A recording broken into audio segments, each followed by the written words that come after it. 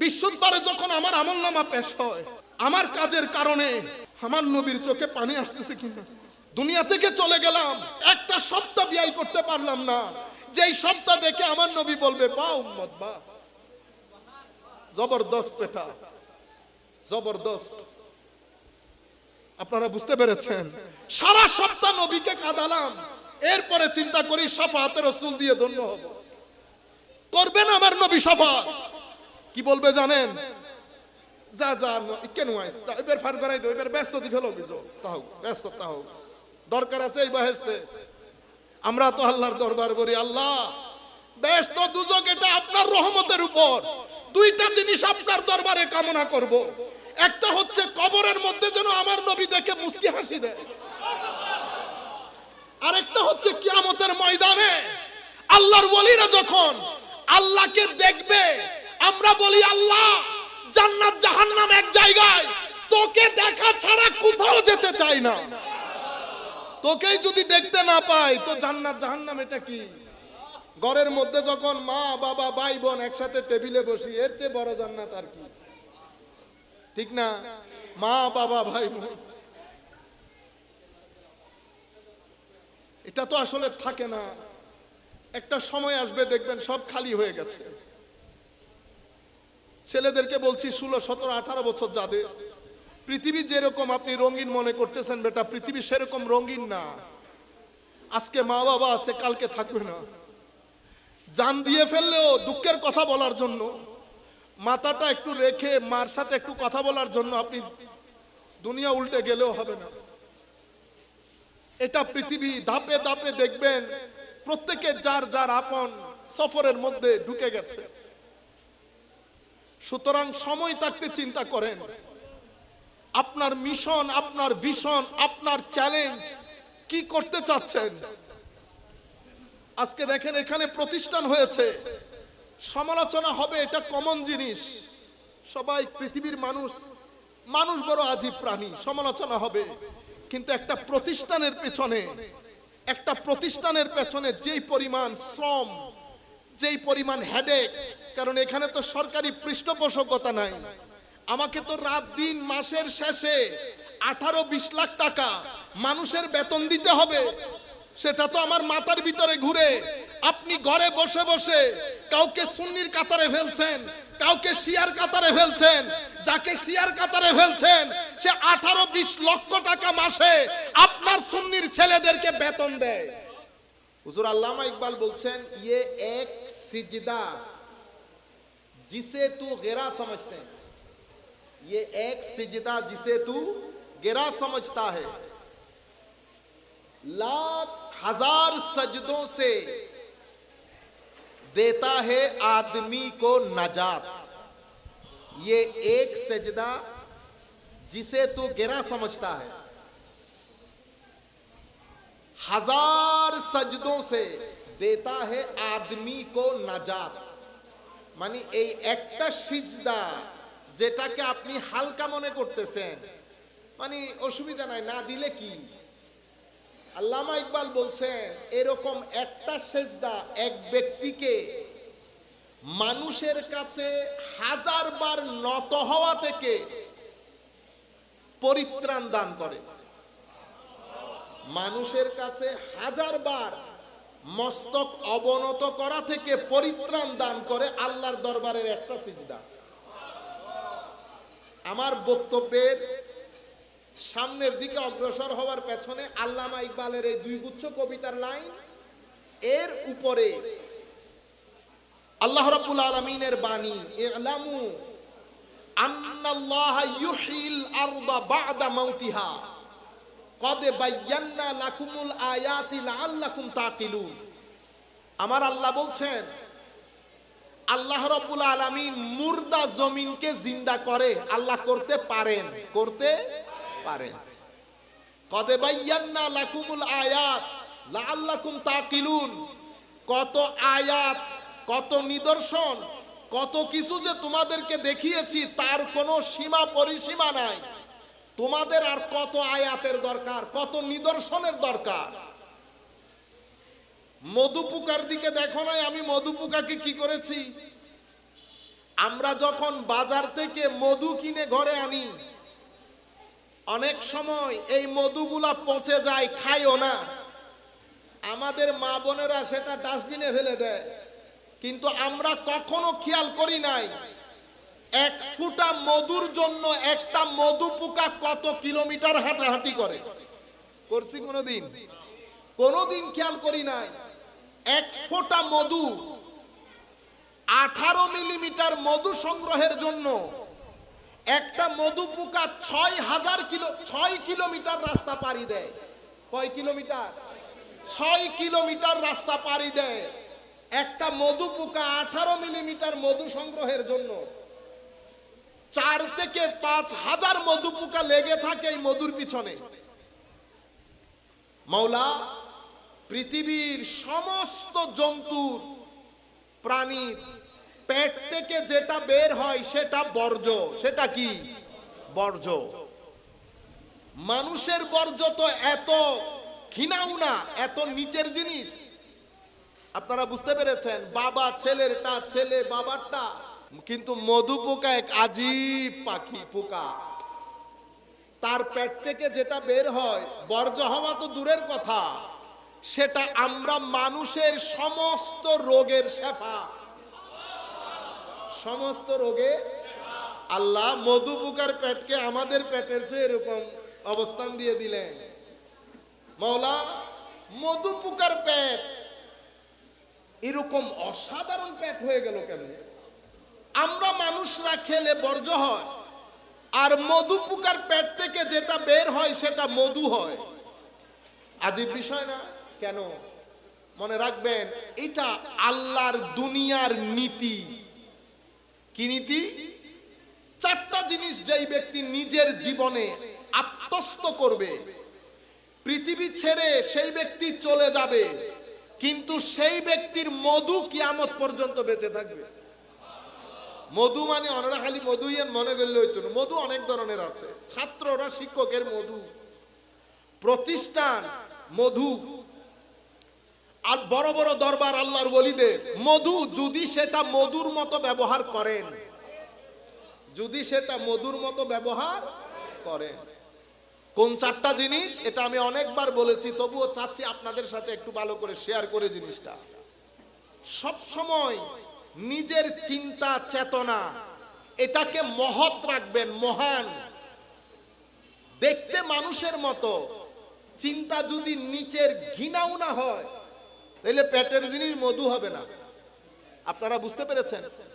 নিজের চিন্তা, আপনি টাকা কিরকম আছে, আপনার স্ট্যাটাস কিরকম, এগুলা মাথা থেকে ঝেড়ে ফেলে দেন। চিন্তা বড় রাখবেন, মানুষকে সম্মান করবেন, মানুষকে বড় মনে করবেন। এই গিবত গালাগালি দূরই না আর খামনো ইনকি এগিন্নি নারা নতুন বতুরে, এটাকে বলে বড় চিন্তা। ঘরের মধ্যে যখন কেউ আরেকজনের কথা বলবে, আমি আমাদের মাদেরকেও বলছি, আমাদের মাদেরকে বলবো 2 মিনিট আমার এই কথাটা শুনবেন। যেই ঘরগুলার মধ্যে অতিমাত্রায় মানুষের ব্যাপারে আলাপ হয়, যেটাকে আমরা গীবত বলি, যেই ঘরগুলার মধ্যে অতিমাত্রায় নাটক সিনেমা চলে, সেই ঘরগুলা থেকে 2টা জিনিস কখনো যাবে না: অশান্তি এবং অস্থিরতা। আপনি যদি 10-12 জন তাবিজওয়ালারে যদি ওই ঘরের মধ্যে বেঁধেও রাখেন, শান্তি আসবে না। কেন? কারণ পৃথিবী একটা নিয়মে চলে। পৃথিবী একটা নিয়মে চলে। পৃথিবী কখনো আপনাকে দংশন করতে আসবে না, লাঠি নিয়েও দৌড় দেবে না। পৃথিবী কি লাঠি নিয়ে দৌড় দেয়? পৃথিবীর কাজও না এটা। সাপ তো, সাপ আপনাকে মারতে আসবে না, কিন্তু আপনি যদি বেশি পণ্ডিতি করেন তো দৌড়ানি দেবে। তো পৃথিবীর মধ্যে মাওলাই করিম কিছু বিষ রেখেছেন, বিষ। সেই বিষগুলো মেইনলি 3টা জিনিস দিয়ে আপনার ভিতরে ঢুকে: চোখ, মুখ আর কান। চোখ, মুখ আর কান। আপনি যদি মুখ দিয়ে মানুষের কথা বলা মানে হচ্ছে পৃথিবীর বিষ নিজের ভিতরে ঢুকানো। এটাকে বলে রং কানেকশন টু দ্য নেচার। আপনি নেচারের সাথে আপনার কানেকশনটা বরবাদ করে দিয়েছেন। আর আপনি যখন অতিমাত্রায় নাটক সিনেমা দেখবেন, তখন আপনার চোখ দিয়ে পৃথিবীতে রাখা বিষগুলো আপনার ভিতরে ঢুকবে। আপনারা বুঝতে পেরেছেন? ছেলেদেরকে অ্যান্টিবায়োটিক খাওয়ান না আপনারা? কেন খাওয়ান? ইনফেকশনের কারণে।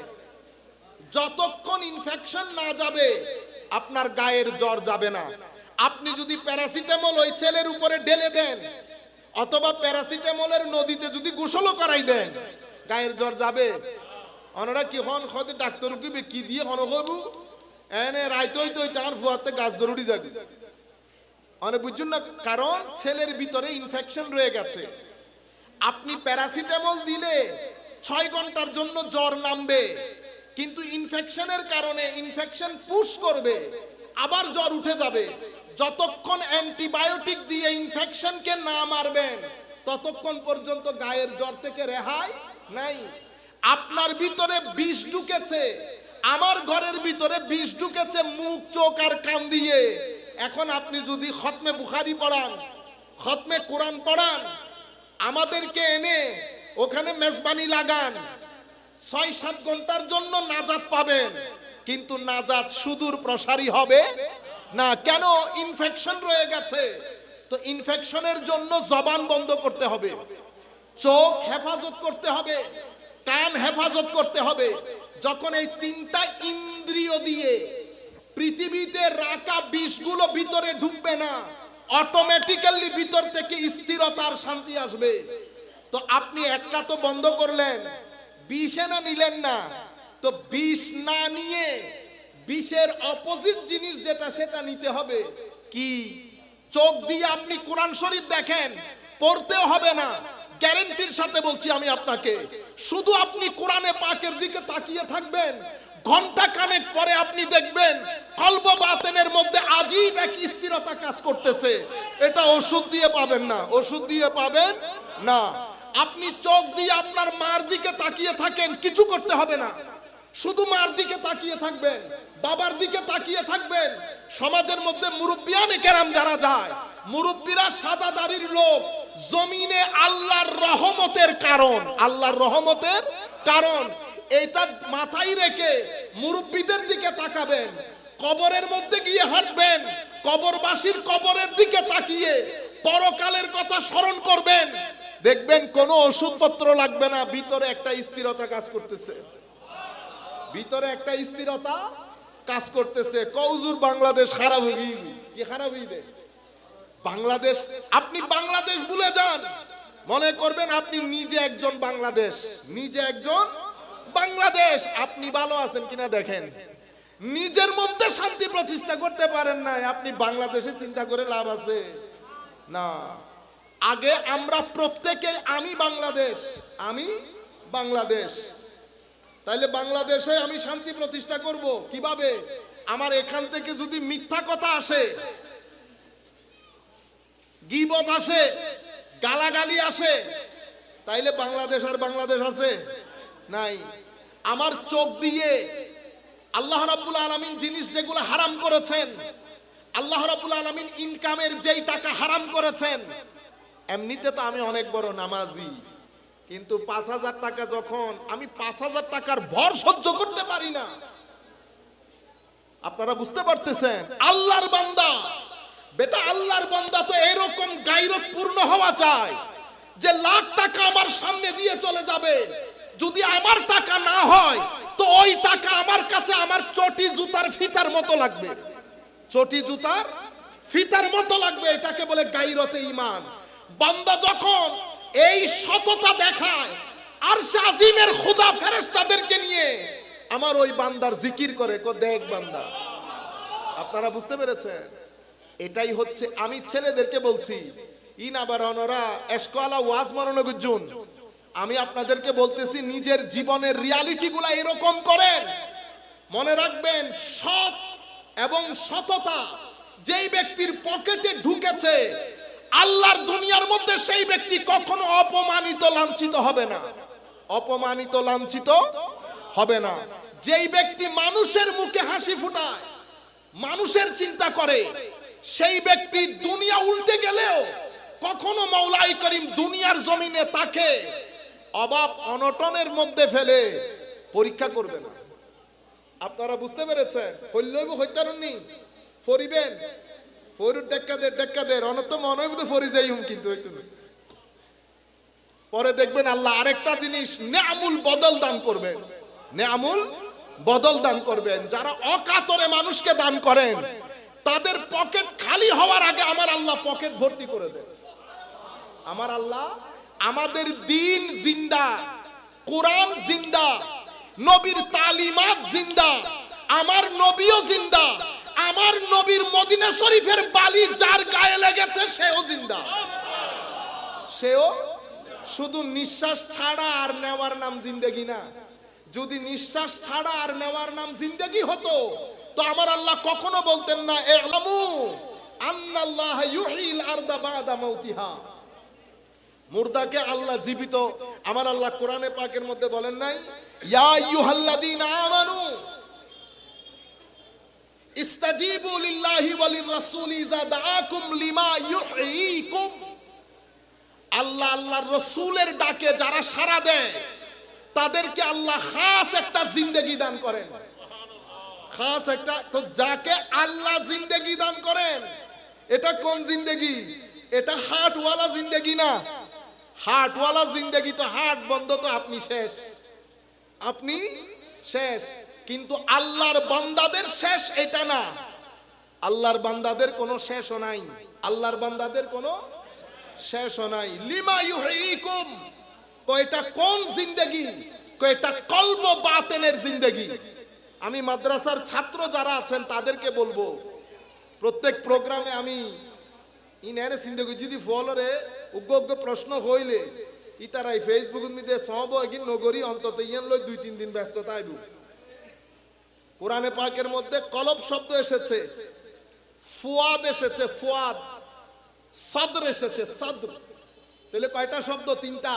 কলব, ফুয়াদ, ফুয়াদ উম্মে মুসা, ঠিক আছে? কলব, ফুয়াদ, সদর। আপনাদের দায়িত্ব হচ্ছে বেটা 3 দিন গবেষণা করবেন। কলব মানে কি, ফুয়াদ মানে কি, সদর মানে কি, দুইটার মধ্যে 3টার মধ্যে ফারাক কি, কোন কোন আয়াতের মধ্যে কলব, সদর, ফুয়াদ এসেছে, শব্দগুলার রেলেভেন্স, এগুলা নিয়ে 2-3 দিন অন্তত গবেষণা করেন। এগুলা এই ফেসবুকের এই ফিতনাবাজি থেকে অন্তত নিজেদেরকে বাঁচাতে পারবেন। সম্মানিত উপস্থিতি, আমি আপনাদেরকে যেখান থেকে কথা শুরু করেছিলাম, 4টা জিনিস নিজের চিন্তাকে বড় রাখবেন। আল্লাহর ওয়াস্তে বলতেছি, এই নিচু চিন্তা একেবারে গিনাও না, তুই মে এগুলা ছেড়ে দে। কেন? কারণ এগুলা আপনার ভিতরের জগৎকে অশান্ত করে ফেলবে। আপনি যদি ভিতরের জগতে শান্তি, কে না চায়? সবাই চায় না? পৃথিবীতে এই মুহূর্তে সবচেয়ে শর্টেজ যে জিনিসের, মানে দিন দিন একেবারে কম হয়ে যাচ্ছে, নাই হয়ে যাচ্ছে সোসাইটি থেকে, সেটা হচ্ছে মানসিক শান্তি। মা, বিশেষ করে মাদেরকে খেয়াল করতে হবে এই জিনিসগুলো। গত 4 দিন আগে, 5-6 দিন আগে আমাদের পরিচিতদের মধ্যে 2 জনের মেয়ে আত্মহত্যা করেছে। আমাদের দেশে আত্মহত্যার রেট দিন দিন বেড়ে যাচ্ছে। ডাক্তারের ঘরে, ইঞ্জিনিয়ারের ঘরে, রিক্সা ড্রাইভারের ঘরে, কার্পেন্টার মিস্ত্রির ঘরে। আপনি যদি মনে করেন নাই শুধু পয়সাওয়ালা ঘরে হয়, সেরকম না। মাদেরকে এগুলা মাথায় রাখতে হবে, বাবাদেরকেও মাথায় রাখতে হবে। আমরা শুধু টাকা ইনকাম করলে হবে না। আমাদেরকে আল্লাহ কি বানিয়েছেন? আজকে আপনারা আয়নার সামনে দাঁড়িয়ে নিজেকে নিজে প্রশ্ন করেন, আপনি কে? আপনি কি শুধু শরীর? আপনার কি শুধু ভাত আর চায়ের দরকার, না অন্য কোনো কিছুরও দরকার আছে? আপনি শুধু শরীর না, আপনাকে আল্লাহ মনও দান করেছেন। আপনার পেটের যেমন খিদা, আপনার মনেরও তেমন খিদা লাগে। আপনার পেটকে যেমন ক্ষুধার্ত হলে খাদ্য দিতে হয়, আপনার মনকেও সেরকম খাদ্য দিতে হবে। যদি আপনি পেটের ক্ষুধা, মনের ক্ষুধা একসাথে চালাতে না পারেন, মনে রাখবেন আপনি ইমব্যালেন্স হয়ে যাবেন। এরকম ইমব্যালেন্স হয়ে যাওয়ার পরে যখন মন অশান্ত হবে, তখন আপনি দুনিয়ার টাকা পয়সা আপনার গায়ের উপর ঢেলে দিলেও আপনি শান্তি পাবেন না। আপনারা বুঝতে পেরেছেন? সেই কারণে বিনয়ের সাথে অনুরোধ করব, ছেলেদেরকে স্কুলে পাঠানোর সাথে সাথে চেক করে দেখেন ছেলেরা ডেইলি কোরআনে পাক পড়ছে কিনা। আপনি আশেকে রসুল দাবি করবেন, আপনি আরো অনেক কিছু দাবি করবেন, কিন্তু ডেইলি যদি কোরআনে পাকই না পড়েন, এটা আবার কি ধরনের আশকে রসুল? যেই কোরআন নিয়ে আমার নবী 23 বছর পর্যন্ত আমার নবী শান্তির সাথে ঘরে বসতে পারে না, সেই কোরআনে পাক বুঝা দূরের কথা আমাদের ছেলেরা পড়া পর্যন্ত ছেড়ে দিয়েছে। যেই পৃথিবীর মানুষ কোরআনে পাক, হেদায়েত, আল্লাহর নবী, দ্বীন এগুলো না পাওয়ার কারণে মানুষ উদ্ভ্রান্তের মতো ঘুরে বেড়াচ্ছে, মানুষ কোরআনের দিকে ছুটছে, মানুষ মদিনামুখী হচ্ছে, অথচ আমরা আমাদের নবীর উম্মত হয়ে আমরা নিজেরা কোরআনে পাক পড়ি না। মনে রাখবেন, আমি আপনাকে সুয়াবের কথা বলবো না, আমি আপনাকে কবর হাসরের কথা শোনাচ্ছি না। মনে রাখবেন, কোরআনে পাক আপনার মনের শান্তির অ্যান্টিবায়োটিক। দিলে শান্তি, ন দিলে শান্তি নাই। নাম্বার 1 কোরআনে পাক। আমি আমার মাদেরকে বলবো, বোঝার চেষ্টা করবেন, ছেলেদের মেয়েদের প্রতি চোখ রাখবেন। বাপদেরকেও বলবো, আমরা শুধু টাকা ইনকাম করলে হবে না, যতটুকুন আমরা আজকে ঘরে বসে যদি সিদ্ধান্ত নেই আমার জীবনের সবচেয়ে বড় সম্পদ কি, মনে রাখবেন টাকা পয়সা কখনো বড় সম্পদ না, আমার সন্তান সন্ততি আমার জন্য সবচেয়ে বড় সম্পদ। সুতরাং আমি টাকার জন্য সময় দেব, আমার ছেলে মেয়েদের তরবিয়তের জন্য সময় দেব। ছেলের শরীর আমরা বলি না ফুয়ে গেলে মানুষ না মরে, শুকিয়ে গেলে মানুষ কোনো অসুবিধা হয় না। আপনি আপনার ছেলের তরবিয়ত খেয়াল করবেন, ছেলের শারীরিক বর্ধনের সাথে সাথে শারীরিকভাবে বড় হচ্ছে, আখলাক শুদ্ধ হচ্ছে কিনা, আখলাকের মধ্যে সংশোধন আসতেছে কিনা, বড়কে চিনতেছে কিনা, ছোটকে চিনতেছে কিনা, জবানের লফজগুলোর মধ্যে ক্যাপস লক বা সে বুঝতেছে কিনা, ভারসাম্য রক্ষা হচ্ছে কিনা, এগুলা যদি আপনি খেয়াল না করেন, কোরআনে পাক পড়ছে কিনা, মসজিদে নামাজ আদায় করতেছে কিনা, এগুলা আপনি খেয়াল করবেন আপনার ছেলের সুন্দর জীবনের জন্য। যদি আপনি এগুলা না করেন অসুবিধা নাই। তবে আমি বলি আপনাকে কি হবে, গ্যারান্টির সাথে বলছি, গ্যারান্টির সাথে, যদি এর 19-20 হয় আপনি আমাকে বলবেন আমি দাওয়াতের কাজ ছেড়ে দেব। আপনারা পৃথিবী জানেন না, আপনি যদি এর বাইরে কিছু করেন, নামাজ নাই, কোরআনের তিলাওয়াত নাই, আরো কি কি নাই, যখন আপনি এগুলা বন্ধ করে দেবেন, অনেক ভালো চাকরি, অনেক টাকা, প্রথম বছরের চাকরির প্রথম বছরের মধ্যে আপনার ছেলে এসে বলবে বাবা কিচ্ছু ভালো না লাগে, কিছুই ভালো লাগতেছে না, আমার ইচ্ছে করতেছে দূরে কোথাও চলে যায়, আমার পরিবার ভালো লাগে না। আপনি আপনার ছেলের সংসার জীবন নষ্ট করে দিবেন। সাংসারিক জীবন আপনারা জানেনও না, আমরা কিন্তু অনেক সুন্দর পৃথিবী পেয়েছি। আমার নবীর তালিমাত, আমার নবীর প্রতি মহব্বত বর্তমান অশান্ত পৃথিবীর সবচেয়ে বড় ওষুধ আমার নবীর ইশক এবং আমার নবীর মহব্বত।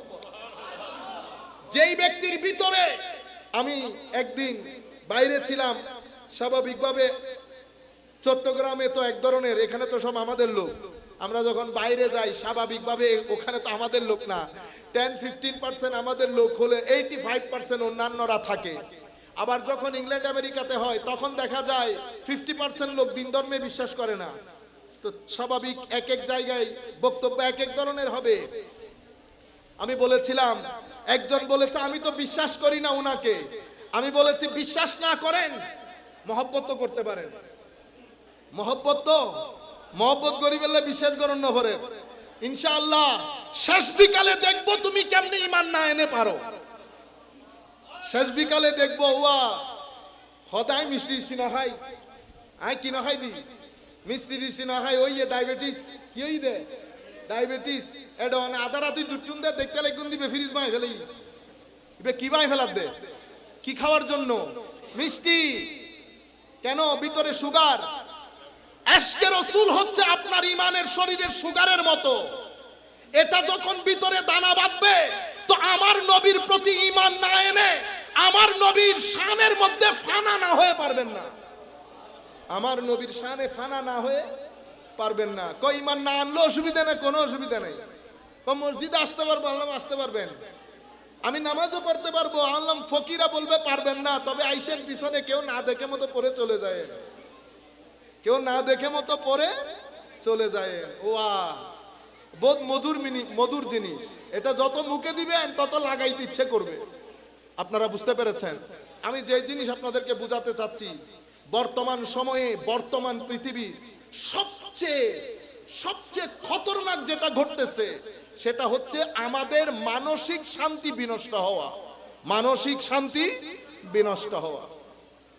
মানসিক শান্তি বিনষ্ট হয় কেন? ফ্রাস্ট্রেশন থেকে। কি থেকে?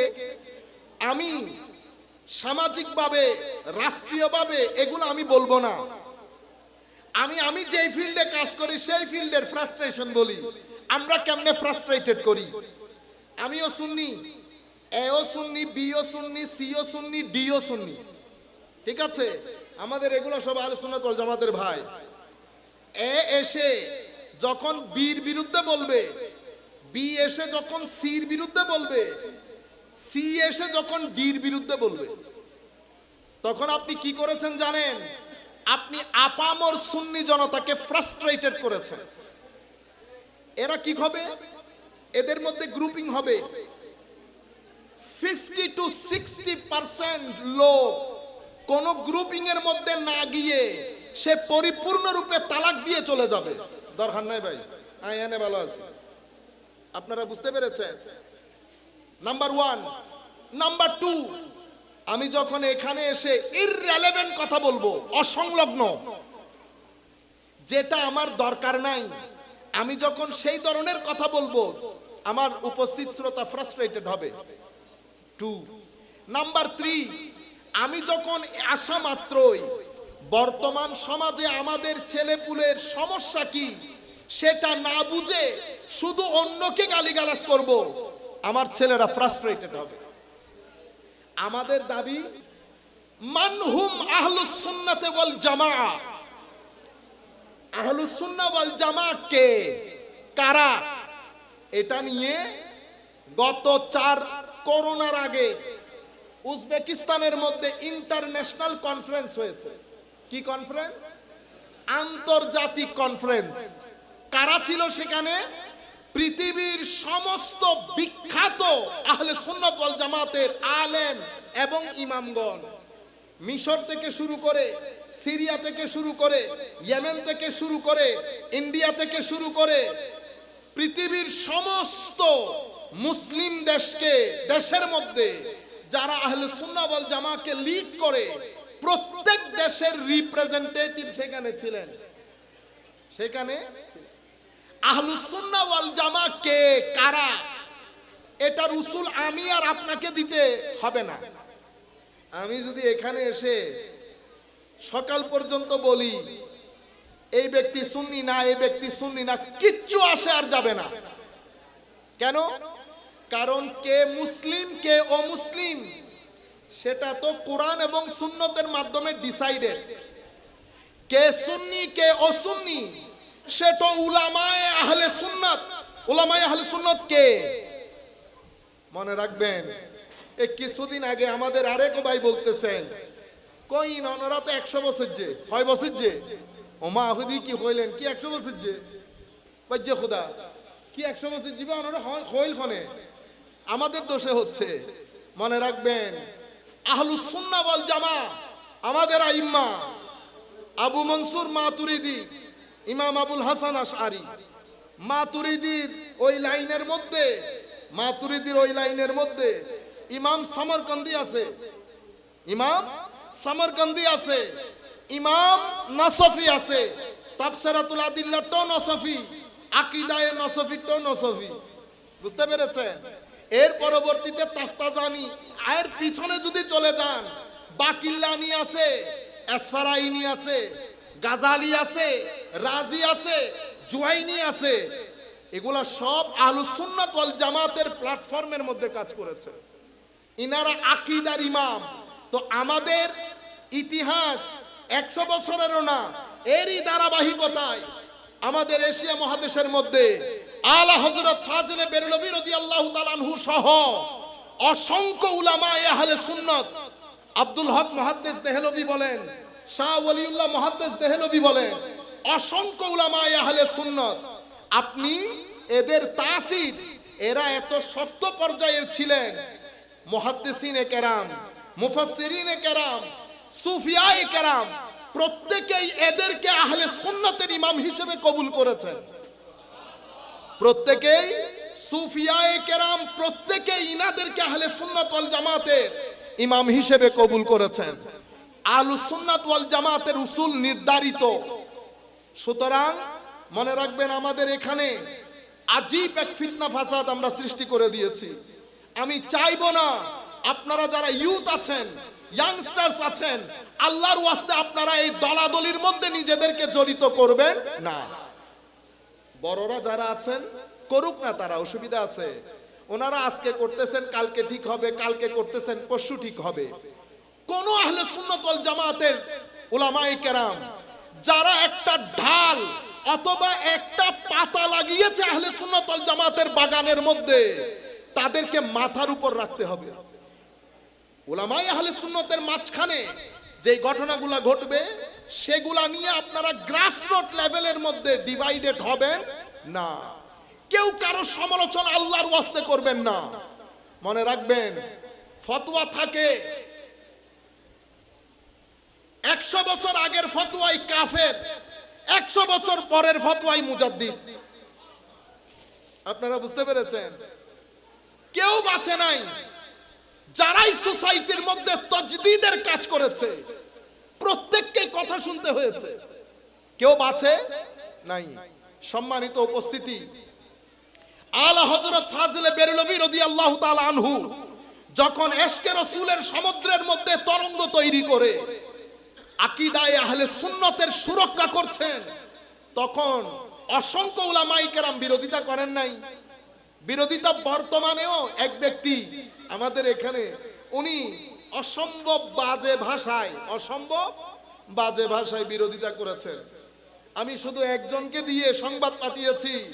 মনে রাখবেন, এই সমস্ত ইমামগণ, এই সমস্ত আলেমগণ বট বৃক্ষের নিয়ায়, আপনি যদি নাড়া দিতে চান কোমরের ব্যথায় বিছানা থেকে উঠতে পারবেন না। বট বৃক্ষ ডানেও যায় না বামেও, বট বৃক্ষের সামনে যতই পাথর নিক্ষেপ করেন কাজ হবে না। আমি আপনাদেরকে বিনয়ের সাথে অনুরোধ করব, আল্লাহর ওয়াস্তে ফ্রাস্ট্রেশন কমান, সমালোচনা বন্ধ করেন, নিজের দিকে তাকান। আপনি কি করেছেন? আপনি একটা ইট হলেও আহলে সুন্নাত ওয়াল জামাতের এই ঘরের মধ্যে লাগিয়ে যান, আমার নবী খুশি হবেন। আমার নবী ফেসবুকের কোন পোস্টের মধ্যে যা মন চায় আপনি কমেন্ট করিয়েন না। আপনি সৈয়দ আহমদ শাস্ত্রী কোঠি রাদিয়াল্লাহু তাআলা আনহু, ওনার ফজিলত যদি আমি সকালবেলা পর্যন্ত বর্ণনা করি, তরুণ প্রজন্মের গায়ে লাগবে না। কখন গায়ে লাগবে? যখন আমি হুজুরের ফুয়ুজাতে ধন্য হয়ে সমাজের মধ্যে অন্ধকার, সমাজের মধ্যে আলোর মতো জ্বলবো, তখন যুব সমাজ আমাকে গ্রহণ করার আগে স্যালুট সৈয়দ আহমদ শাস্ত্রী কোটির দরবারে দেবে। আপনি বুঝতে পেরেছেন? হতে আর মা হতে উনির আলু আইনটু দেই না, লইটু অনে ফলরে বুঝাই লাভ নাই। অনে উনির আলু এন রাঁধি ফলরে খাবন, খাবাইলে আর এন বুঝন ফেতনু ছেলেরা নিজেরাই বলবে শুটকির আলোর টেস্ট কেমন। আপনারা বুঝতে পেরেছেন? যিনি যেই দরবারের মুরিদ আপনাকে বলতে হবে না। আর এখন এক আজীব কাহিনী শুরু হই, মুরিদে এখন ফিরুর প্রশংসা শান গাইতে গাইতে মুরিদুর শান শেষ। মুরিদ কেমনে পীরের শান গায়, তাইলে তো বোঝা যাচ্ছে আপনি আরো উপরে উঠে গেছেন। আপনারা বুঝতে পেরেছেন? মনে রাখবেন, পীর আপনার গাছ, আপনার গাছের ফল কেমন সেটা আপনাকে দেখে আমি বুঝবো। মুসলমান, আমার নবী, ইসলাম, দিন, কোরআন, এটা ডিপেন্ড করবে আমার চরিত্রের উপর, আমার জবানের উপর, আমার চোখের উপর, কানের উপর।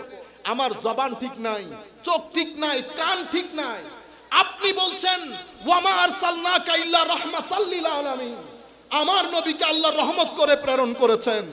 আমার আল্লাহ আমার আপনার নবীকে রহমত করে প্রেরণ করেছেন, অথচ আমার সিনার ভিতরে 5 ফিট শরীরের সিনার ভিতরে 2 পয়সার রহমত নাই, আর আপনি বলতেছেন কুল কায়নাতের রহমত। আপনারা বুঝতে পেরেছেন? বাংলাদেশের ভূখণ্ডে আমার গ্রামের মধ্যে আমার কারণে সুখ শান্তি সব বিনষ্ট। এরপরে আপনি যদি বলেন আমার নবী রহমত হিসেবে প্রেরিত হয়েছে, মানুষ সেটাকে, নন মুসলিম সেটাকে গ্রহণ করতে চাইবে না। আপনারা বুঝতে পেরেছেন?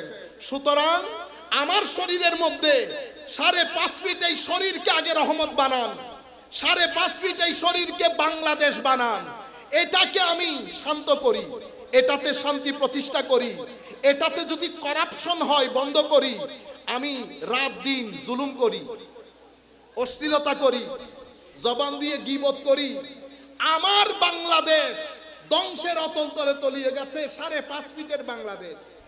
আর আপনি 92 লক্ষ বর্গ মাইল এই বাংলাদেশ, 92,000 বর্গ মাইল বাংলাদেশকে আপনি যদি বলেন দেশ নষ্ট হয়ে যার গুই ওইলে হতাগান ফেরেশতা নোয়াশিবু ফাইব হকি। আপনারা বুঝতে পেরেছেন? আমি সেই কারণে এই 2-3টা মেসেজ আমি শর্টকাট আপনাদেরকে আবার বলি। ছেলেদেরকে বলবো ফেসবুকে কমেন্ট করা বন্ধ করে দেন, আল্লাহর ওয়াস্তে বলবো ফেসবুকে কমেন্ট করা বন্ধ করে দেন। আপনি মনে করছেন আপনি সুন্নিয়তকে রেভলিউশন তৈরি করছেন, আপনার এক একটা কমেন্ট আমার নবীর সিনার মধ্যে গিয়ে লাগে। আমার নবীর খারাপ লাগে না উম্মতের এই অবস্থা দেখে? আমাকে উম্মত হিসেবে চিন্তা করতে হবে না? আমার কাজের কারণে বিশ্বদরবারে যখন আমার আমলনামা পেশ হয়, আমার নবীর চোখে পানি আসতেছে কিনা? দুনিয়া থেকে চলে গেলাম, একটা শব্দ ব্যয় করতে পারলাম না, যেই শব্দ দেখে আমার নবী বলবে বা উম্মত বা, জবরদস্ত বেটা, জবরদস্ত। আপনারা বুঝতে পেরেছেন? সারা সপ্তাহ নবীকে কাঁদালাম, এরপরে চিন্তা করি শাফাআতে রাসূল দিয়ে ধন্য হব। করবেন আমার নবী শাফাআত? কি বলবে জানেন? যা যা কেন আইস এবার ফার করাই দাও, এবার ব্যস্ত দি ফেলো কিছু তাও ব্যস্ত তাও দরকার আছে এই বহেশতে। আমরা তো আল্লাহর দরবার করি, আল্লাহ ব্যস্ত দুজক এটা আপনার রহমতের উপর। 2টা জিনিস আপনার দরবারে কামনা করব, একটা হচ্ছে কবরের মধ্যে যেন আমার নবী দেখে মুস্কি হাসি দেয়, আরেকটা হচ্ছে কিয়ামতের ময়দানে আল্লাহর ওলিরা যখন আল্লাহকে দেখবে, আমরা বলি আল্লাহ জান্নাত জাহান্নাম এক জায়গায়, তোকে দেখা ছাড়া কোথাও যেতে চাই না। তোকেই যদি দেখতে না পাই তো জান্নাত জাহান্নাম এটা কি? ঘরের মধ্যে যখন মা বাবা ভাই বোন একসাথে টেবিলে বসি, এর চেয়ে বড় জান্নাত আর কি? ঠিক না? মা বাবা ভাই বোন, এটা তো আসলে থাকে না। একটা সময় আসবে দেখবেন সব খালি হয়ে গেছে। ছেলেদেরকে বলছি 16, 17, 18 বছর যাদের, পৃথিবী যেরকম আপনি রঙিন মনে করতেছেন বেটা, পৃথিবী সেরকম রঙিন না। আজকে মা বাবা আছে, কালকে থাকবে না। জান দিয়ে ফেললেও দুঃখের কথা বলার জন্য, মাথাটা একটু রেখে মার সাথে একটু কথা বলার জন্য আপনি দুনিয়া উল্টে গেলেও হবে না। এটা পৃথিবী। ধাপে ধাপে দেখবেন প্রত্যেকে যার যার আপন সফরের মধ্যে ঢুকে গেছে। সুতরাং সময় থাকতে চিন্তা করেন আপনার মিশন, আপনার ভিশন, আপনার চ্যালেঞ্জ কি করতে চাচ্ছেন। আজকে দেখেন এখানে প্রতিষ্ঠান হয়েছে, সমালোচনা হবে, এটা কমন জিনিস। সবাই পৃথিবীর মানুষ বড় আজীব প্রাণী, সমালোচনা হবে। কিন্তু একটা প্রতিষ্ঠানের পেছনে যেই পরিমাণ শ্রম, যেই পরিমাণ হেডেক, কারণ এখানে তো সরকারি পৃষ্ঠপোষকতা নাই। আমাকে তো রাত দিন মাসের শেষে 18-20 লাখ টাকা মানুষের বেতন দিতে হবে, সেটা তো আমার মাথার ভিতরে ঘুরে। আপনি ঘরে বসে বসে কাউকে সুন্নির কাতারে ফেলছেন, কাউকে শিয়ার কাতারে ফেলছেন। যাকে শিয়ার কাতারে ফেলছেন সে 18-20 লক্ষ টাকা মাসে আপনার সুন্নির ছেলেদেরকে বেতন দেয়। বুঝতে পেরেছেন বেটা? সুতরাং আমি আপনাদেরকে বলবো, আল্লাহর ওয়াস্তে, ধরেন কেউ আমাকে গালিগালাজ করে ফেলেছে, খবরদার। আমরা তো পুঁটি মাছের চেয়েও কম। গাজালির মতো হুজ্জাতুল ইসলাম চলে গেছে, আহলে সুন্নাত রয়ে গেছে। কখনো ডিভাইড করবেন না, মানুষকে ঘৃণা করবেন না, মানুষকে কনভিন্স করতে শিখেন। অমুক এটা হয়ে গেছে, সমুক এটা হয়ে গেছে। মনে রাখবেন, এখনকার ছেলেরা তারা চায় আপনি তাকে সুন্দর কথা বলে, যুক্তি দিয়ে কথা বলে কনভিন্স করেন। আপনি যখন কনভিন্স করতে যাইবেন, সে আপনার চরিত্র দেখবে। কারণ লোকাল লোক তো, আপনার চরিত্রের ঠিক নাই, কথাবার্তা ঠিক নাই, কেউ আপনাকে গ্রহণ করবে না। কিন্তু যখন মধুপোকার মতো হবেন, তো মধুপোকা কিরকম? মধুপোকা ঘর বানাই কোথায়? পাহাড়ে। আর কোথায়? গাছের চূড়ায়। আর কোথায়? ছাদে। তো মধুপোকারে রিকোয়েস্ট করতে ইচ্ছে করে না, বাইরে একটু নিচে নামাই, নিচে বানাইলে ঘর অসুবিধা আছে। কোনা আমি সাইজে ছোট হতে পারি, কিন্তু আইকিউ চিন্তা আমার অনেক বড়। উপর বাদে আমি নিচের চিন্তা করি না। মানুষ আশরাফুল মখলুকাত, সেরা জীব, কিন্তু আমাদের চিন্তা চেতনার মধ্যে আমরা আখতারুল মখলুকাত। সবসময় নিচেরটা চিন্তা করি, কাকে ঠকাবো, কার মাহফিল বন্ধ করব, কার মাহফিলের মধ্যে লাইট বন্ধ করে দেব। এক ব্যক্তি যিনি আমার মাথার উপর একটা ছাতা ধরেছেন, কিয়ামত পর্যন্ত আমায় যদি সেটা মনে না রাখি, আমাকে বলবে অকৃতজ্ঞ। অকৃতজ্ঞকে আল্লাহ কোরআন শরীফের মধ্যে কুফর বলেছেন, কুফর। আপনারা বুঝতে পেরেছেন? মানুষ তো কৃতজ্ঞতাবোধ সম্পন্ন প্রাণী, মানুষের মধ্যে কৃতজ্ঞতাবোধ থাকতে হয়। আপনারা বুঝতে পেরেছেন? চিন্তা শক্তি মহান রাখবেন, পবিত্র রাখবেন। তাসকিয়া, কি শব্দ? তাসকিয়া, পবিত্রতা। মনে রাখবেন, আমাদের দ্বীনের মূল মাকসাদ হচ্ছে পরিশোধন, পবিত্রতা। মাওলা পেটে সবকিছু দেয়া যাবে কোনা? কি দেব? পবিত্র জিনিস। চোখে সবকিছু দেখা যাবে না, কি দেখবো? পবিত্র জিনিস। মুখে সবকিছু, সব জায়গার মধ্যে পবিত্রতা। আমার নবীর তালিমাতের মধ্যে অন্যতম তালিম হচ্ছে পবিত্রতা। সুতরাং যখনই কোনো কাজ করতে যাবেন, দুইটা জিনিস মাথার ভিতরে রাখবেন। এই কাজ আপনার কবরের জীবনকে অন্ধকার করবে না আলোকিত করবে? যদি কবরের জীবনকে অন্ধকার করে, এমন প্রত্যেক কাজ আপনার দুনিয়ার জীবনকে অশান্তির করে তুলবে। আপনি কখনো মনে করবেন না কবরের জীবন অন্ধকার কিন্তু পৃথিবীর শান্তি, এটা হয় না আমার ভাইয়েরা। চিন্তা শক্তি উপরে রাখবেন, নাম্বার 1। নাম্বার 2 হচ্ছে, যা খাবেন পরিমিত খাবার এবং পবিত্র খাবার, দুইটা জিনিস মাথায় রাখবেন।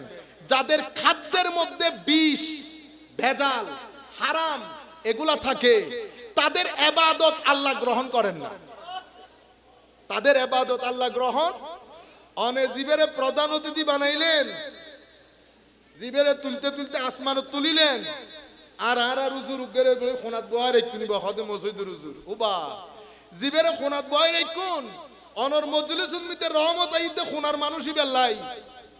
আজ জিবেরে মাতার তাজ বানাইউন, ইবের আপাদ মস্তক হারামের টাকা, আপাদ মস্তক হারামের টাকা। হারামের টাকা দিবেনও না, নিবেনও না। আপনারা বুঝতে পেরেছেন? কারণ এটা এমন একটা জিনিস, আপনার পেটে যদি হারাম যায়, আমার নবী বলছেন, এক ব্যক্তি সফরের পরে দুলময় মুখ আল্লাহ আল্লাহ করছে, আমার নবী বলছেন, মালবাসুকা হারাম, মাতআমুকা হারাম, মাশরাবুকা হারাম, আর না ইউস্তাজাবু লাক, ইয়ানি কাইফা ইউস্তাজাবু লাক। অর্থাৎ তোমার কাপড় চোপড়, খাদ্য দ্রব্য সবকিছু হারামের। এতগুলা হারাম তোমার শরীরের মধ্যে, আল্লাহ তোমার আল্লাহ আল্লাহ কেমনে কবুল করে? আপনারা বুঝতে পেরেছেন? আমাদের এই সমস্ত জায়গার মধ্যে একটা বৈপ্লবিক পরিবর্তন আসা দরকার। কাপড়ে চোপড়ে হারাম রেখে আপনি যদি কাবাতুল্লাহর, কাবা শরীফের কাপড় ধরে লটকেও থাকেন, আমার আল্লাহ গ্রহণ করবেন না। কেন? এটাকে বলে সুন্নতে ইলাহি, আল্লাহর গ্রামার। গ্রামারের মধ্যে যেমন সাবজেক্ট অবজেক্ট থাকে, গ্রামারের মধ্যে যেমন এম ইজ আর এসে ভার্বের মধ্যে আইএনজি যোগ করে দেয়, I am going, I am writing, I am walking. এখন আপনি যদি বলেন আই এম ওয়াক, আপনাকে নাম্বার দেবে? যেভাবে স্কুল শিক্ষক আপনাকে নাম্বার দিবে না, সেইভাবে আমার আল্লাহর সুন্নতের খেলাফ হলে আমার আল্লাহ গ্রহণ করেন না, হারাম। সুতরাং মধু পোকাকে আমার আল্লাহ বলেছেন কুলু মিনাত তাইয়্যিবাত, যা খাবি ভালো জিনিস পরিমিত, দুইটা। 3 নাম্বার জিনিস, পৃথিবীতে রাস্তার কোনো অভাব নাই, সকল রাস্তায় তুই চলতে পারবি না। অমুক চলতেছে সমুক চলতেছে সেটা তোর বিষয় না, কিন্তু তুই সকল রাস্তায় পা রাখবি না। কেন? কারণ আমি তোকে নির্দিষ্ট উদ্দেশ্যে বানিয়েছি। কোথায় চলতে হবে? তোমার প্রভুর কর্তৃক হেদায়েত প্রাপ্ত রাস্তায়। এটা আল্লাহ মধু পোকাকে বলতেছে। কাকে বলতেছে? মধু পোকাকে বলতেছে। কোন রাস্তায়? তোমার রবের রাস্তায়। আমার সামনে শতানের রাস্তা, অমুকের রাস্তা, দুনিয়ার রাস্তা। আমি মসজিদের মধ্যে বলি ইহদিনাস সিরাতাল মুস্তাকিম, আল্লাহ সিরাতুল মুস্তাকিম দেখাও। অথচ আমি মসজিদ থেকে বের হয়ে আমি নিজেও জানি আমারটা সিরাতুল মুস্তাকিম কিনা। আপনারা বুঝতে পেরেছেন? মধু পোকাকে উপরে ঘর, খাদ্যদ্রব্য, আল্লাহর রাস্তা, এরপরে বলেছে ভদ্রতার কথা। আল্লাহর রাস্তায় চললে ভদ্র হয়ে চলিস। কেন? কারণ তোকে আমি নিয়ামত দিয়েছি, তোর মধ্যে যেন অহংকার চলে না আসে। আরো অনেক পোকামাকড় আছে। মধু পোকা কোনো বর্জ্যের উপরে বসে না, বসে কোনো ময়লা আবর্জনার উপর। মাছি কিন্তু বসে, মাছি বসে। মধু পোকা কোনো ময়লা আবর্জনার উপর বসে? আমি মধু পোকার তো না গেই না, আমি মধু পোকার তো না গেই না, আই তো জেডে ফারি রেডে বইজের। আপনারা বুঝতে পেরেছেন? আমি তো এমনিতেই অনেক মহব্বত, মাদ্রাসা মসজিদের টাকা পর্যন্ত খেয়ে ফেলতেছি। মাদ্রাসা মসজিদের টাকা খেয়ে স্টেজের মধ্যে আবার প্রধান অতিথি। আমি মাঝে মধ্যে চিন্তা করি আসমান কেন আমার উপর ভেঙে পড়ে না। আপনারা বুঝতে পেরেছেন? তো মধু পোকা আল্লাহ বলছেন আমি পৃথিবীর অন্যান্য পোকার মতো বানাই নাই। সূরা নাহাল পড়বেন, তারপরে দেখবেন। সুতরাং তুমি অহংকার করিও না। এই 4টা জিনিসের কারণে মধু পোকার পেট থেকে যেটা বের হচ্ছে সেটা মধু। সেটা কি জিনিস? মধু। মাওলা মধু কি জিনিস? শিফাউল লিন্নাস, কুল কায়নাতের মানুষের সমগ্র অসুস্থতার শেফা। এক সাহাবী আসতেছেন, ইয়া রাসূলুল্লাহ আমার বাচ্চার পেটের ব্যথা, কো মধু খাওয়াও। কই ইয়া রাসূলুল্লাহ যাচ্ছে না, কো মধু খাওয়াও।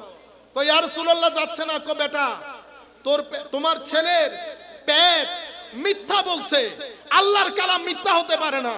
আল্লাহ বলেছেন মধুর মধ্যে আল্লাহ সবকিছুর শেফা রেখেছে। পরে গিয়ে মধু খাওয়ানোর পরে ছেলে ভালো হয়ে গেছে, ছেলে ভালো হয়ে গেছে। তাহলে কি করবেন? বাচ্চারা অসুস্থ হলে সকালবেলা উঠে একটু মধু নিয়ে মধুর উপর একটু কালা জিরা দিয়ে আল্লাহর নাম স্মরণ করে আমার নবীর উপর দরুদ পড়ে বাচ্চাদেরকে খাওয়াবেন। বাচ্চাদেরকে খাওয়াবেন, নিজেও খাবেন। কারণ আমার আল্লাহর কালাম হচ্ছে ফিহি শিফাউল লিন্নাস। বুঝতে পেরেছেন? এই 4টা জিনিসের কারণে মধু পোকার পেটের জিনিসও মধু হয়। এই 4টা জিনিস যখন কোনো মানুষ আয়ত্ত করে আমরা তখন তাদেরকে আল্লাহর ওলি বলি, আল্লাহর ওলি। তো এই 4টা জিনিস যখন মানুষ নিজের ভিতরে আয়ত্ত করে, বড় চিন্তা, মহৎ চিন্তা, পরিমিত এবং পবিত্র খাবারের গ্রহণ, আল্লাহর রাস্তায় চলন এবং ভদ্রতার সাথে চলন, এই 4টা জিনিস কুল কায়নাতের সুফিয়ায়ে কেরাম যেই কোন তরিকা হোক, পরবর্তী যুগের তরিকা, প্রথম যুগের তরিকা, তাইফুরিয়া হোক, তার আগের আরো তরিকা হোক, পরবর্তী কাদেরিয়া তরিকার পরে বর্তমান তরিকা, যেই তরিকা আপনি বলেন, সমস্ত তরিকার উসুলের মধ্যে মধু পোকাকে দেওয়া এই 4টা ডাইরেকশন আপনি পাবেন। আমরা যদি এখন শান্তিতে থাকতে চাই, আমাদের ভিতরে যদি আমরা স্থিরতা পয়দা করতে চাই, এই 4টা জিনিস আমাদের জন্য অসম্ভব গুরুত্বপূর্ণ। ভালো চিন্তা, পজিটিভ চিন্তা ছেলেদেরকে শিখান। ঘরের মধ্যে বসে ছেলেদের সামনে কারো সমালোচনা করবেন না, কাউকে গালিগালাজ করবেন না, সব সময় ছেলেদেরকে এনকারেজ করবেন।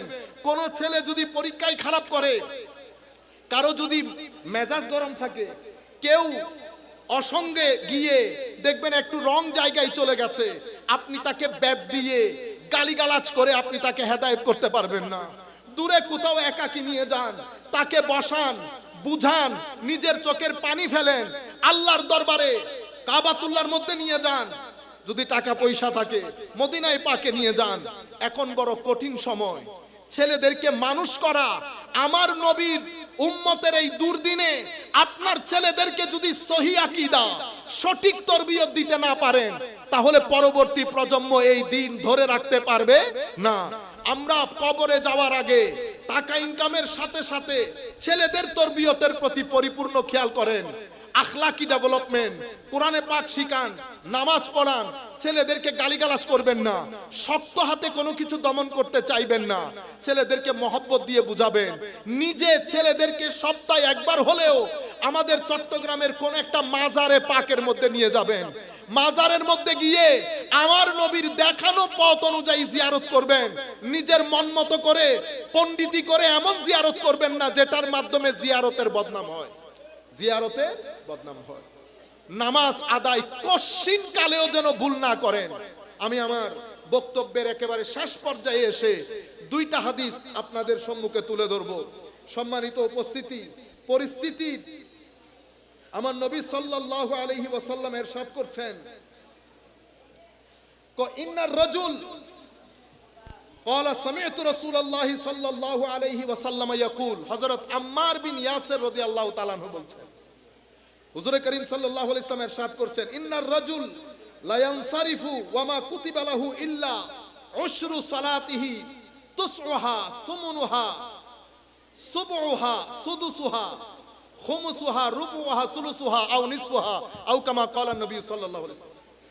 এখন আপনি নামাজ পড়তে গেলেন, নামাজ পড়ে আপনি জানেন আপনি কিভাবে পড়েছেন, সময় দিচ্ছি না আমরা নামাজের মধ্যে, গেলাম তাস করে নিয়ত ধরলাম, কি পড়লাম না পড়লাম বের হয়ে গেলাম, এরকম না।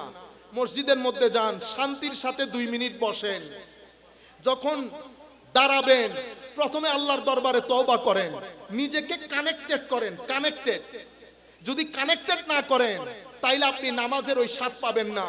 আমার নবী হাদিসে পাকের মধ্যে ইরশাদ করছে, উম্মত এসেছে, নামাজ পড়েছে, অতঃপর চলে গেছে, নামাজের সওয়াব কতটুকুন পেয়েছে? কেউ পেয়েছে অর্ধেক, কেউ পেয়েছে 10 ভাগের 1 ভাগ, কেউ 8 ভাগের, কেউ 9 ভাগের, কেউ 7 ভাগের 1 ভাগ। আপনারা বুঝতে পেরেছেন? অন্য হাদিসের মধ্যে আমার নবী বলেছেন নামাজও পড়েছে কিন্তু লা সালাতা লাহু, তার নামাজ হয়ই নাই। মাল্লাম তানতাহি সালাতুহু আনিল ফাহশাই ওয়াল মুনকার লা সালাতা লাহু।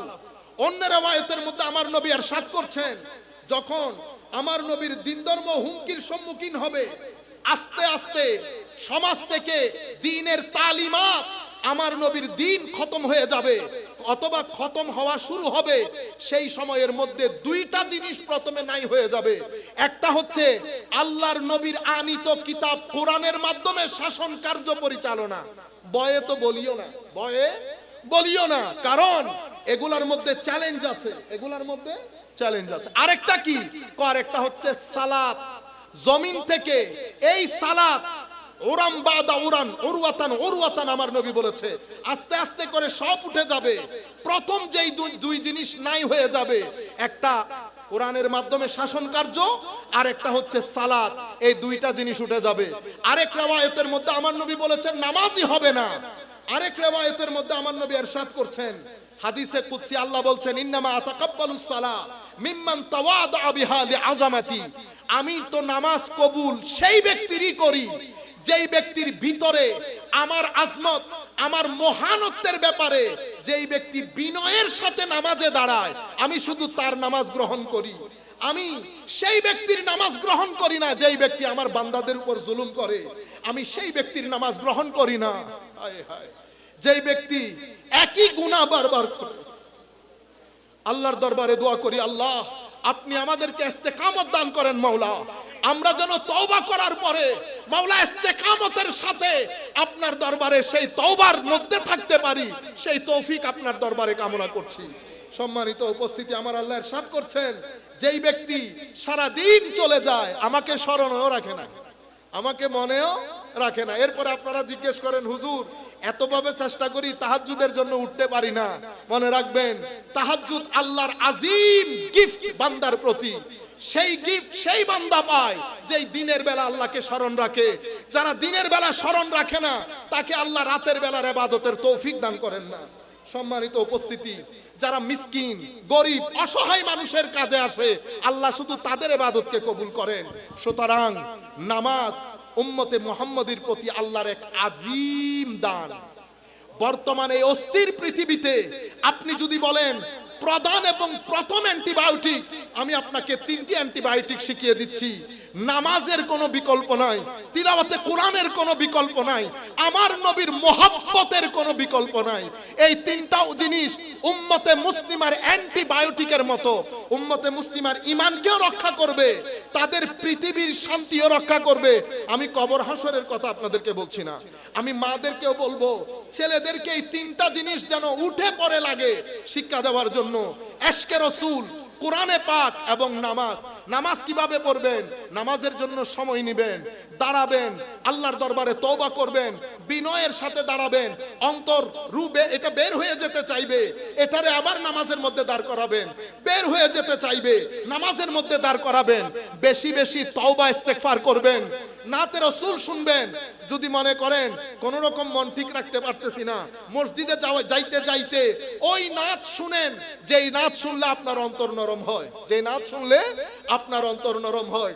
পাকিস্তানের এক ব্যক্তি, আমি জিজ্ঞেস করতেছি বেটা এই নামাজ শুরু হয়ে যাচ্ছে কি করো?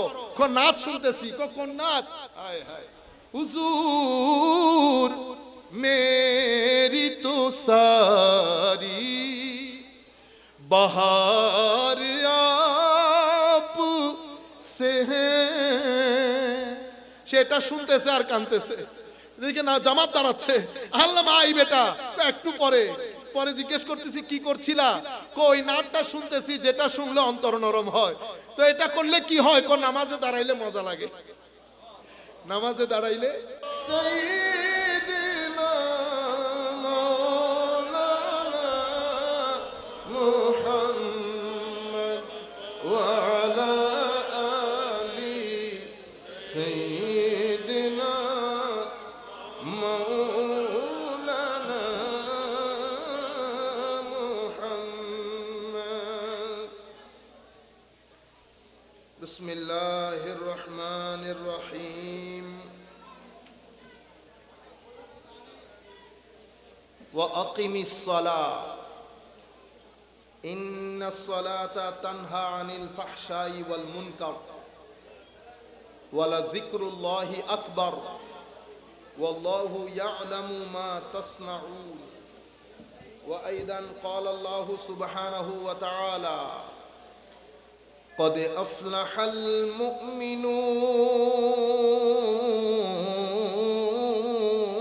المؤمنون الذين هم في صلاتهم خاشعون والذين هم عن اللغو معرضون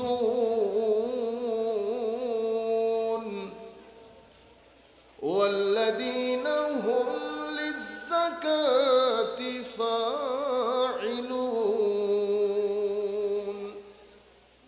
والذين هم لفروجهم حافظون. صدق الله مولانا العظيم وصدق رسوله النبي الحبيب الكريم ونحن على ذلك لمن الشاهدين والشاكرين رب صل وسلم وبارك عليه.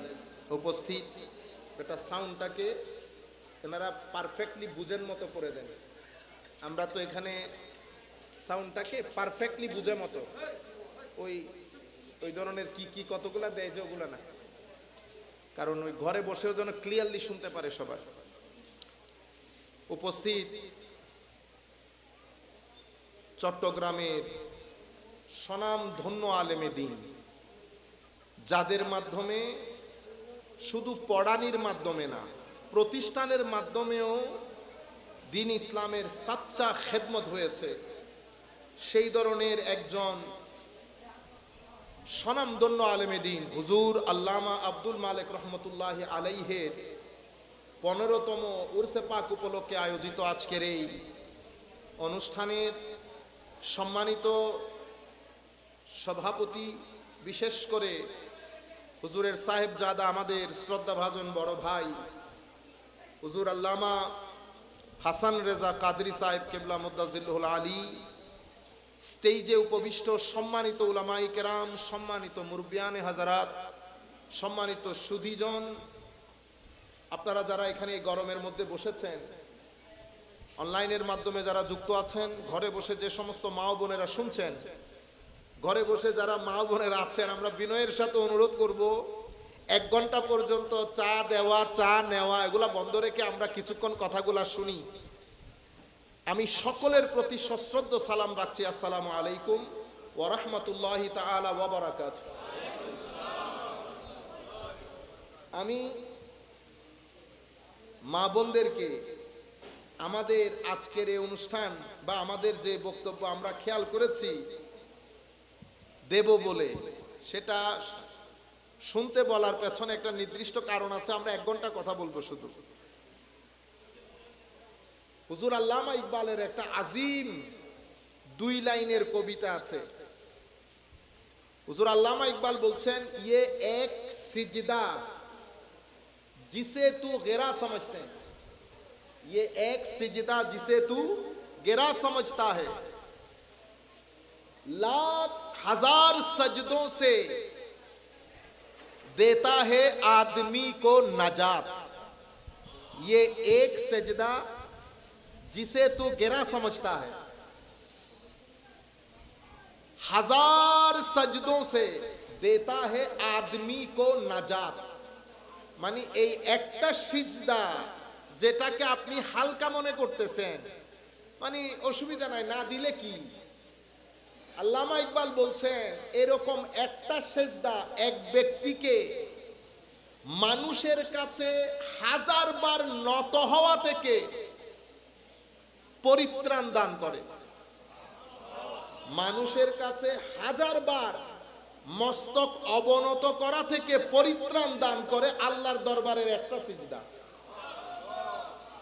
আমার বক্তব্যের সামনের দিকে অগ্রসর হওয়ার পেছনে আল্লামা ইকবালের এই 2 গুচ্ছ কবিতার লাইন, এর উপরে আল্লাহ রাব্বুল আলামিনের বাণী, ইলামু আন্নাল্লাহা ইউহিল আরদা বা'দা মাউতিহা কদ বায়্যান্না লাকুমুল আয়াতি লাআল্লাকুম তাকিলুন। আমার আল্লাহ বলছেন, আল্লাহ রাব্বুল আলামিন মুর্দা জমিনকে জিন্দা করে। আল্লাহ করতে পারেন, করতে পারেন। কদ বায়্যান্না লাকুমুল আয়াত লাআল্লাকুম তাকিলুন, কত আয়াত, কত নিদর্শন, কত কিছু যে তোমাদেরকে দেখিয়েছি, তার কোনো সীমা পরিসীমা নাই। তোমাদের আর কত আয়াতের দরকার, কত নিদর্শনের দরকার। মধু পোকার দিকে দেখো নাই আমি মধু পোকাকে কি করেছি? আমরা যখন বাজার থেকে মধু কিনে ঘরে আনি, অনেক সময় এই মধুগুলা পচে যায়, খাইও না। আমাদের মা বোনেরা সেটা ডাস্টবিনে ফেলে দেয়, কিন্তু আমরা কখনো খেয়াল করি নাই 1 ফুটা মধুর জন্য একটা মধু পোকা কত কিলোমিটার হাঁটাহাঁটি করে। করছি কোনোদিন? কোনোদিন খেয়াল করি নাই। 1 ফোঁটা মধু, 18 মিলিমিটার মধু সংগ্রহের জন্য একটা মধু পোকা 6 কিলোমিটার রাস্তা পাড়ি দেয়। কয় কিলোমিটার? 6 কিলোমিটার রাস্তা পাড়ি দেয় একটা মধু পোকা 18 মিলিমিটার মধু সংগ্রহের জন্য। 4 থেকে 5,000 মধু পোকা লেগে থাকে এই মধুর পিছনে। মাওলা পৃথিবীর সমস্ত জন্তুর, প্রাণীর পেট থেকে যেটা বের হয় সেটা বর্জ্য। সেটা কি? বর্জ্য। মানুষের বর্জ্য তো এত ঘৃণাও না, এত নিচের জিনিস। আপনারা বুঝতে পেরেছেন? বাবা ছেলেরটা, ছেলে বাবারটা। আপনারা বুঝে গেছেন আমি কি বলতে চাচ্ছি। রুয়ে জমিনের মধ্যে একমাত্র মধু পোকা। সবাই দরুদ শরীফ পড়ি, আল্লাহুম্মা সাইয়্যিদিনা মাওলানা সাইয়্যিদিনা। আমরা একটু জিকির করব এখন। আপনারা এক মন এক ধ্যানে সবাই মনে করব আমরা কাবা শরীফের আশেপাশে, এক মন এক ধ্যানে কাবা শরীফকে সামনে রেখে কয়েকবার জিকির করব। লা ইলাহা ইল্লাল্লাহ, লা ইলাহা ইল্লাল্লাহ, ইলাহা ইল্লাল্লাহ, লা ইলাহা, লা ইলাহা ইল্লাল্লাহ, লা ইলাহা, লা ইলাহা ইল্লাল্লাহ মুহাম্মাদুর রাসূলুল্লাহ সাল্লাল্লাহু। কিন্তু মধু পোকা এক আজীব পাখি, পোকা। তার পেট থেকে যেটা বের হয়, বর্জ্য হওয়া তো দূরের কথা, সেটা আমরা মানুষের সমস্ত রোগের শেফা, সমস্ত রোগে। আল্লাহ মধু পোকার পেটকে আমাদের পেটের চেয়ে এরকম অবস্থান দিয়ে দিলেন। মাওলা, মধু পোকার পেট এরকম অসাধারণ পেট হয়ে গেল কেন? আমরা মানুষরা খেলে বর্জ্য হয়, আর মধু পোকার পেট থেকে যেটা বের হয় সেটা মধু হয়। আজীব বিষয় না?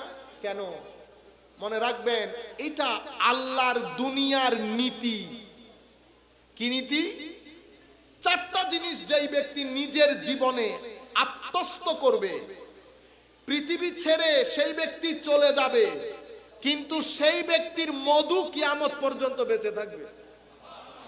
মধু মানে অনরা খালি মধুই মনে করলে হইতো না। মধু অনেক ধরনের আছে। ছাত্ররা শিক্ষকের মধু, প্রতিষ্ঠান মধু, আর বড় বড় দরবার আল্লাহর ওলিদের মধু। যদি সেটা মধুর মতো ব্যবহার করেন, যদি সেটা মধুর মতো ব্যবহার করেন।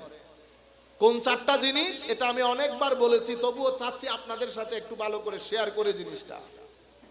সব সময় নিজের চিন্তা চেতনা এটাকে মহৎ রাখবেন, মহান। দেখতে মানুষের মতো, চিন্তা যদি নিচের ঘৃণাও না হয়, তাহলে পেটের জিনিস মধু হবে না। আপনারা বুঝতে পেরেছেন? নিজের চিন্তা, আপনি টাকা কিরকম আছে, আপনার স্ট্যাটাস কিরকম, এগুলা মাথা থেকে ঝেড়ে ফেলে দেন। চিন্তা বড় রাখবেন, মানুষকে সম্মান করবেন, মানুষকে বড় মনে করবেন। এ গিবত গালাগালি দূরই না আর খামনো ইনকি এগিন্ন গিন্নি নারাই নতুন বতুরে, এটাকে বলে বড় চিন্তা। ঘরের মধ্যে যখন কেউ আরেকজনের কথা বলবে, আমি আমাদের মাদেরকেও বলছি, আমাদের মাদেরকে বলবো 2 মিনিট আমার এই কথাটা শুনবেন। যেই ঘরগুলার মধ্যে অতি মাত্রায় মানুষের ব্যাপারে আলাপ হয়, যেটাকে আমরা গীবত বলি, যেই ঘরগুলার মধ্যে অতি মাত্রায় নাটক সিনেমা চলে, সেই ঘরগুলা থেকে 2টা জিনিস কখনো যাবে না: অশান্তি এবং অস্থিরতা। আপনি যদি 10-12 জন তাবিজওয়ালারে যদি ওই ঘরের মধ্যে বেঁধেও রাখেন, শান্তি আসবে না। কেন? কারণ পৃথিবী একটা নিয়মে চলে, পৃথিবী একটা নিয়মে চলে। পৃথিবী কখনো আপনাকে দংশন করতে আসবে না, লাঠি নিয়েও দৌড় দেবে না। পৃথিবী কি লাঠি নিয়ে দৌড় দেয়? পৃথিবীর কাজও না এটা। সাপ তো, সাপ আপনাকে মারতে আসবে না, কিন্তু আপনি যদি বেশি পণ্ডিতি করেন তো দৌড়ানি দেবে। তো পৃথিবীর মধ্যে মাওলাই করিম কিছু বিষ রেখেছেন, বিষ। সেই বিষগুলো মেইনলি 3টা জিনিস দিয়ে আপনার ভিতরে ঢুকে। চোখ, মুখ আর কান। চোখ, মুখ আর কান। আপনি যদি মুখ দিয়ে মানুষের কথা বলা মানে হচ্ছে পৃথিবীর বিষ নিজের ভিতরে ঢুকানো, এটাকে বলে রং কানেকশন টু দা নেচার। আপনি নেচারের সাথে আপনার কানেকশনটা বরবাদ করে দিয়েছেন। আর আপনি যখন অতিমাত্রায় নাটক সিনেমা দেখবেন, তখন আপনার চোখ দিয়ে পৃথিবীতে রাখা বিষগুলো আপনার ভিতরে ঢুকবে। আপনারা বুঝতে পেরেছেন? ছেলেদেরকে অ্যান্টিবায়োটিক খাওয়ান না আপনারা? কেন খাওয়ান? ইনফেকশনের কারণে। যতক্ষণ ইনফেকশন না যাবে আপনার গায়ের জ্বর যাবে না। আপনি যদি প্যারাসিটামল ওই ছেলের উপরে ঢেলে দেন, অথবা প্যারাসিটামলের নদীতে যদি গোসলও করাই দেন, গায়ের জ্বর যাবে? ওনারা কি হন খতে ডাক্তার কি দিয়ে হন করবো এনে রাইতে হইতে হইতে আমার ফুয়াতে গাছ জরুরি যাবে। অনেক বুঝছেন না? কারণ ছেলের ভিতরে ইনফেকশন রয়ে গেছে। আপনি প্যারাসিটামল দিলে 6 ঘন্টার জন্য জ্বর নামবে, কিন্তু ইনফেকশনের কারণে ইনফেকশন পুশ করবে, আবার জ্বর উঠে যাবে। যতক্ষণ অ্যান্টিবায়োটিক দিয়ে ইনফেকশনকে না মারবেন, ততক্ষণ পর্যন্ত গায়ের জ্বর থেকে রেহাই নাই। আপনার ভিতরে বিষ ঢুকেছে, আমার ঘরের ভিতরে বিষ ঢুকেছে মুখ, চোখ আর কান দিয়ে। এখন আপনি যদি খতমে বুখারী পড়ান, খতমে কোরআন পড়ান, আমাদেরকে এনে ওখানে মেজবানি লাগান, 6-7 ঘন্টার জন্য নাজাত পাবেন, কিন্তু নাজাত সুদূর প্রসারী হবে না। কেন? ইনফেকশন রয়ে গেছে। তো ইনফেকশনের জন্য জবান বন্ধ করতে হবে, চোখ হেফাজত করতে হবে, কান হেফাজত করতে হবে। যখন এই 3টা ইন্দ্রিয় দিয়ে পৃথিবীতে রাখা বিষগুলো ভিতরে ঢুকবে না, অটোমেটিক্যালি ভিতর থেকে স্থিরতার শান্তি আসবে। তো আপনি একটা তো বন্ধ করলেন, বিষে না নিলেন না। তো বিষ না নিয়ে বিষের অপোজিট জিনিস যেটা সেটা নিতে হবে। কি? চোখ দিয়ে আপনি কোরআন শরীফ দেখেন, পড়তেও হবে না, গ্যারান্টির সাথে বলছি আমি আপনাকে। শুধু আপনি কোরআনে পাকের দিকে তাকিয়ে থাকবেন, ঘন্টা খানেক পরে আপনি দেখবেন কলব বাতেনের মধ্যে আজীব এক স্থিরতা কাজ করতেছে। এটা ওষুধ দিয়ে পাবেন না, ওষুধ দিয়ে পাবেন না। আপনি চোখ দিয়ে আপনার মার দিকে তাকিয়ে থাকেন, কিছু করতে হবে না, শুধু মার দিকে তাকিয়ে থাকবেন, বাবার দিকে তাকিয়ে থাকবেন। সমাজের মধ্যে মুরব্বিয়ানে কেরাম যারা যায়, মুরব্বীরা সাদা দাড়ির লোক, জমিনে আল্লাহর রহমতের কারণ, আল্লাহর রহমতের কারণ। এটা মাথায় রেখে মুরব্বীদের দিকে তাকাবেন। কবরের মধ্যে গিয়ে হাঁটবেন, কবরবাসীর কবরের দিকে তাকিয়ে পরকালের কথা স্মরণ করবেন। দেখবেন কোনো ওষুধপত্র লাগবে না, ভিতরে একটা স্থিরতা কাজ করতেছে, ভিতরে একটা স্থিরতা কাজ করতেছে। কৌজুর বাংলাদেশ খারাপ হয়ে গিয়ে কি খারাপ হয়ে বাংলাদেশ, আপনি বাংলাদেশ ভুলে যান, মনে করবেন আপনি নিজে একজন বাংলাদেশ, নিজে একজন বাংলাদেশ। আপনি ভালো আছেন কিনা দেখেন, নিজের মধ্যে শান্তি প্রতিষ্ঠা করতে পারেন না, আপনি বাংলাদেশে চিন্তা করে লাভ আছে না। আগে আমরা প্রত্যেকে আমি বাংলাদেশ, আমি বাংলাদেশ। তাইলে বাংলাদেশে আমি শান্তি প্রতিষ্ঠা করব কিভাবে? আমার এখান থেকে যদি মিথ্যা কথা আসে, গীবত আসে, গালাগালি আসে, তাইলে বাংলাদেশ আর বাংলাদেশ আছে নাই। আমার চোখ দিয়ে আল্লাহ রাব্বুল আলামিন জিনিস যেগুলো হারাম করেছেন, আল্লাহ রাব্বুল আলামিন ইনকামের যেই টাকা হারাম করেছেন, এমনিতে তো আমি অনেক বড় নামাজি, কিন্তু 5,000 টাকা যখন আমি 5,000 টাকার ভর সহ্য করতে পারি না। আপনারা বুঝতে পারতেছেন? আল্লাহর বান্দা, বেটা আল্লাহর বান্দা তো এরকম গায়রতপূর্ণ হওয়া চাই যে লাখ টাকা আমার সামনে দিয়ে চলে যাবে, যদি আমার টাকা না হয় তো ওই টাকা আমার কাছে আমার চটি জুতার ফিতার মতো লাগবে, চটি জুতার ফিতার মতো লাগবে। এটাকে বলে গায়রতে ঈমান। বান্দা যখন এই সততা দেখায়, আরশে আজিমের খোদা ফেরেশতাদেরকে নিয়ে আমার ওই বান্দার জিকির করে, দেখ বান্দা। আপনারা বুঝতে পেরেছেন? এটাই হচ্ছে, আমি ছেলেদেরকে বলছি, ইনাবার অনরা এসকলা ওয়াজ মরণগুজুন, আমি আপনাদেরকে বলতেছি নিজের জীবনের রিয়ালিটি গুলা এরকম করেন।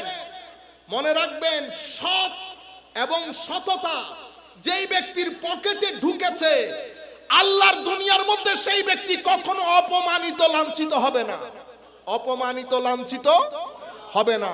যেই ব্যক্তি মানুষের মুখে হাসি ফুটায়, মানুষের চিন্তা করে, সেই ব্যক্তি দুনিয়া উল্টে গেলেও কখনো মাওলাই করিম দুনিয়ার জমিনে তাকে অভাব অনটনের মধ্যে ফেলে পরীক্ষা করবে না। আপনারা বুঝতে পেরেছেন? হইলইব হইতারুননি ফরিবেন ফরির ডেক্কাদের অনত মনে হইব ফরি যাই হুম, কিন্তু পরে দেখবেন আল্লাহ আরেকটা জিনিস নেয়ামুল বদল দান করবেন, নেয়ামুল বদল দান করবেন। যারা অকাতরে মানুষকে দান করেন তাদের পকেট খালি হওয়ার আগে আমার আল্লাহ পকেট ভর্তি করে দেন। আমার আল্লাহ আমাদের দিন জিন্দা, কোরআন জিন্দা, নবীর তালিমাত জিন্দা, আমার নবীও জিন্দা, আমার নবীর মদিনা শরীফের বালি যার গায়ে লেগেছে সেও জিন্দা, সেও শুধু নিঃশ্বাস ছাড়া আর নেওয়ার নাম জিন্দেগি না। যদি নিঃশ্বাস ছাড়া আর নেওয়ার নাম জিন্দেগি হতো তো আমার আল্লাহ কখনো বলতেন না